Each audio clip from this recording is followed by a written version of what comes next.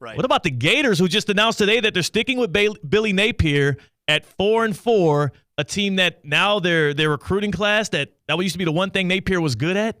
It's now 51st in the country for 2025.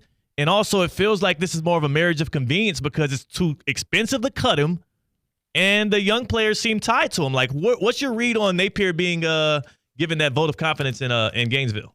Yeah, I'm really not surprised, and I think it's actually the right move. The Gators have been a much better team. Yeah. We're talking really the last 4 or 5 weeks than they were the first part of the season.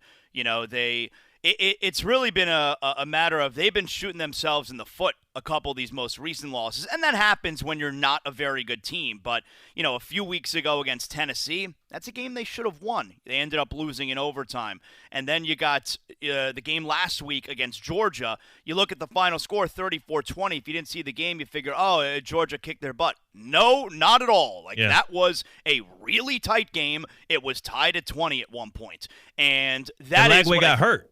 Mm-hmm, that's right. And Lagway got hurt late in the first half, and they were still right there in the second half. And that Georgia team, I think, is the best team in the country, rated number 2, not number 1, which, of course, we know is Oregon. This Gator team has been playing a lot better.